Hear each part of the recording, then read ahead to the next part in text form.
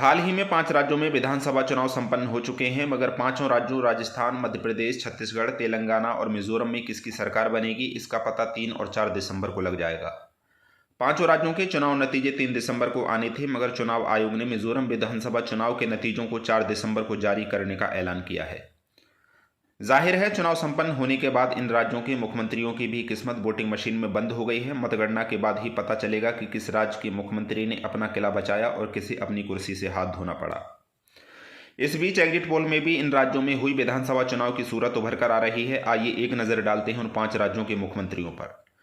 हम सबसे पहले बात करेंगे भूपेश बघेल की। तो छत्तीसगढ़ के सीएम भूपेश बघेल को लेकर ज़्यादातर एग्जिट पोल ने दावा किया कि वह इस बार भी राज्य में सरकार बनाने में कामयाब रहेंगे।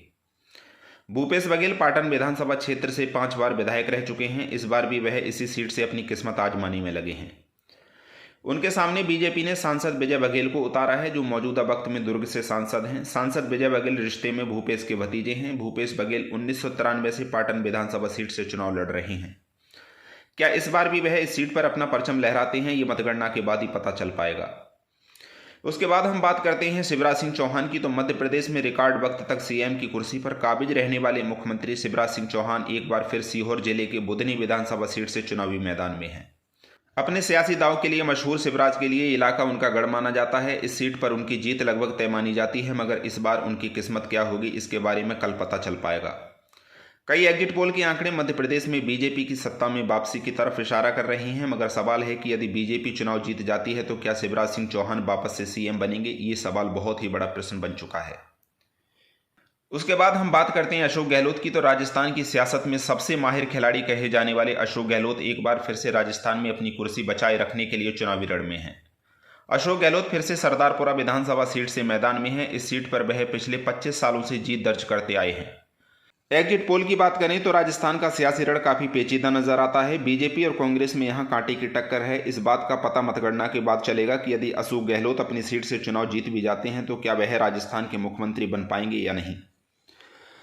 इसके बाद हम बात करते हैं के चंद्रशेखर राव की। सभी एग्जिट पोल पर गौर करें तो आंकड़े तेलंगाना में के चंद्रशेखर राव केसीआर की पार्टी की हार की तरफ इशारा कर रहे हैं। इस बार 2 विधानसभा सीट से खड़े हुए केसीआर की जीत को लेकर कई एग्जिट पोल में संशय जाहिर किया गया है। केसीआर को कामारेड्डी सीट से हार का सामना करना पड़ सकता है।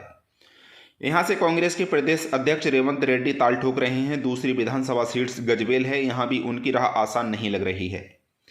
इस सीट पर सबसे ज्यादा चुनौती पुराने साथी और उनके पूर्व मंत्री इटाला राजेंद्र दे रहे हैं। वहीं एग्जिट पोल में नजर आया है कि कांग्रेस तेलंगाना में रिकॉर्ड बहुमत से सरकार बनाती दिख रही है। उसके बाद हम बात करते हैं जोरमथांगा की। मिजोरम के मौजूदा सीएम जोरमथांगा एमएनएफ पार्टी के चीफ हैं। जोरमथांगा आइजोल पूर्व एक सीट से विधानसभा चुनाव के सियासी मैदान में उतरे हैं। वह इस विधानसभा सीट से रिकॉर्ड 7वीं बार चुनाव लड़ रहे हैं।